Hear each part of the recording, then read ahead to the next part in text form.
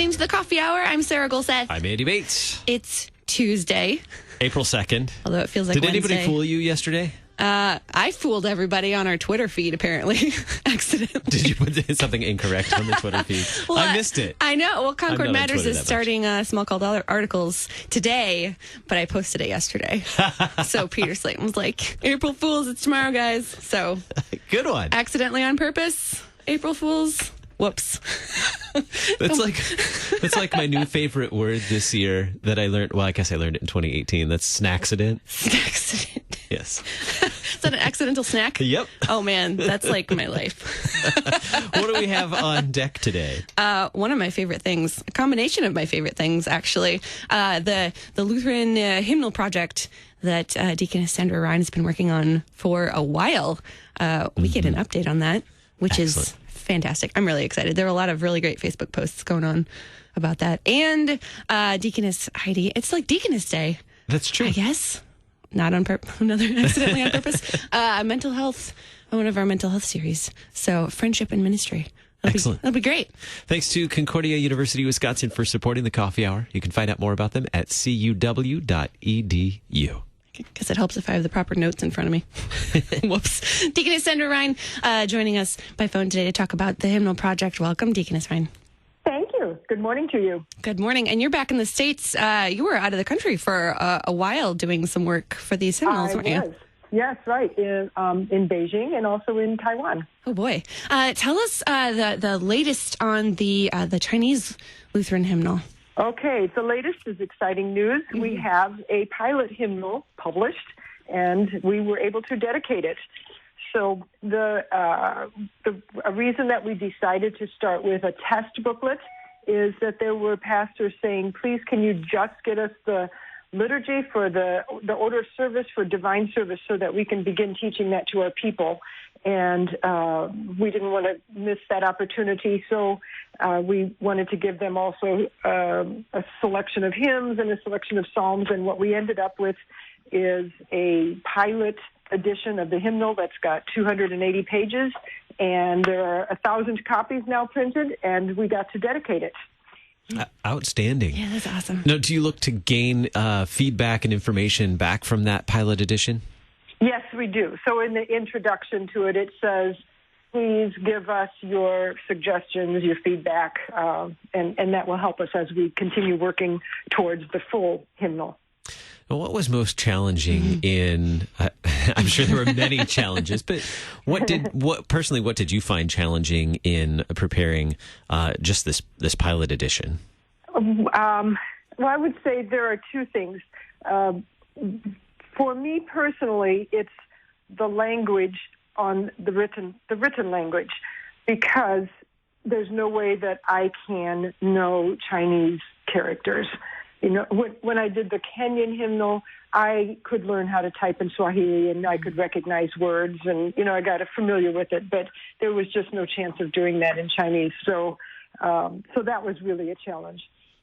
What kind of, sorry, go ahead. No, the other thing was translating hymns, which wasn't on me. I couldn't do the translating, but definitely the most challenging thing is getting the Chinese language and our Western melodies to really link together well.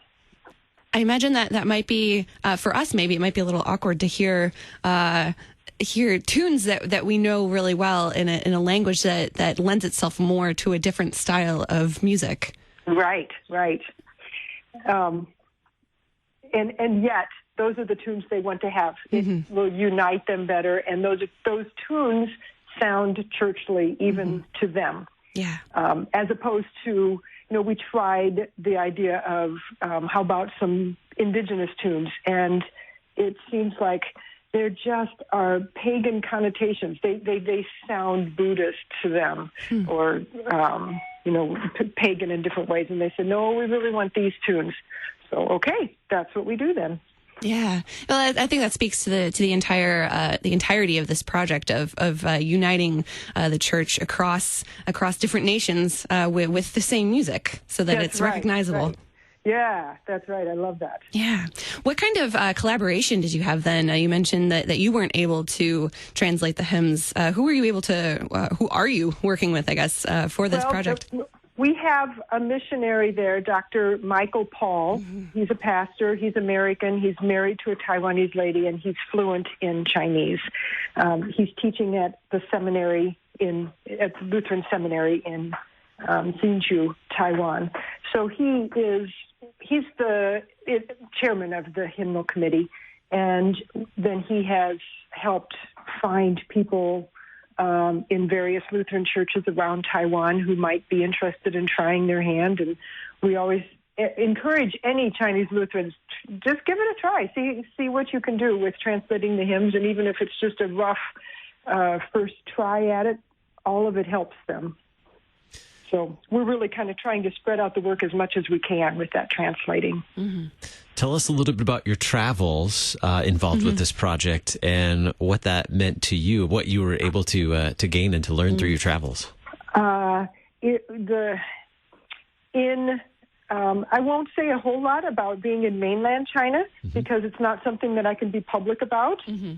But I will tell you that the Lutheran congregation there they are so faithful and are so appreciative of the fact that we are praying for them and encouraging them, and we want to be brothers and sisters with them in the faith. Absolutely. So that was a profound time to be able to spend a little time with them. Yeah. And then in Taiwan, we had there were various meetings happening there and lots of LCMS people there, and it was a wonderful celebration because the dedication was led by the presidents of the two churches, President Harrison from LCMS and Reverend Andrew Miao, president of the China Evangelical Lutheran Church. Tell me a little bit more about that dedication, what it was like to be with all of those people and to be able to use the hymnal for the first time. Oh, it was very inspiring. It was kind of a tearful thing for me after working for 4 years to get this far, and for President Miao to talk to us and tell us how the liturgy has really kind of been lost in the last 10 or 15 years in their church because they just didn't know. They don't know where it comes from, how to use it, what its purpose was, and he feels like this pilot hymnal is going to give their young pastors an opportunity to learn what liturgy is and to learn to appreciate it and to use it again. Thanks be to God for that. Now, you mentioned that there's about 1,000 copies printed. Right. How can, if people want to get their hands on one, how can people find one of these copies? Probably the best way would be to email me. Okay. Can I give you my email address? Sure. Sandra.Rhein at LCMSINTL.org. All right. We'll include that with the program notes. Yeah. Great. There will be. There is an organization of Chinese Lutherans in the U.S. in the LCMS called CLIMB, Chinese Lutherans in Mission Building, and I will be bringing copies to them when they have their annual meeting coming up in about a month. So that will be the opportunity to spread it out to many of the Chinese Lutherans in this country. And because we do nothing in isolation and we don't want you to get bored, we have you have more projects that you're working on too, right? That's right. I'm also, 2019 is a great year for hymnals because we are very close to finishing the Amharic hymnal for the Evangelical Lutheran Church in Ethiopia, Mekane Jesus. I just last week got the first proof back from the man that does layout and design. So it's all coming together and it will be published this year. Mm-hmm. That's outstanding. Now, tell me about that process, Amharic. You mentioned earlier, when you were, typing in Swahili, you had learned a bit about the language. You were comfortable to some degree with that. Right. What about Amharic? Amharic is another one that I really cannot type myself. The characters are called fidels, And to me, I have code names for them. That's the one that looks like a profile of a nose. That's the one that looks like a telephone pole. You know, they're so foreign.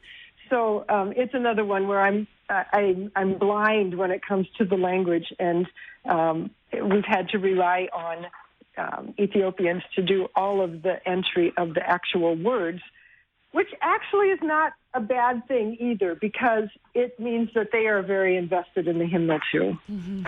Absolutely, using the people who this is their heart language, this is their first language. Yes, that's right. They see how it's used. Mm-hmm. Well, that is outstanding, and I'm just encouraged. And as you mentioned earlier, the how this can serve to unify the church around the world, to bring us together as we confess, as we pray, as we sing, all these things that are important as we hear God's word together too.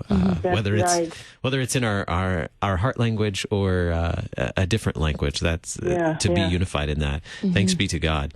Sandra, thank you so much for being our guest on the Coffee Hour today, and for sharing this great work on these new hymnals, the Hymnal Project in China and the new Amharic hymnal that's almost there. Both milestones to be celebrated. Thank you so much for being our guest on the Coffee Hour. Yeah, you are so welcome. Coming up in just a little bit, we get to check in with Deaconess Heidi Gaiman and continue our series on church worker wellness, ministry, families, and what that means. Friendships. Are they important? Are they important? I hope so. What does it mean why is it important to have friendships when serving in ministry? You're listening to the Coffee Hour. I'm Eddie Bates. I'm Sarah Golseth.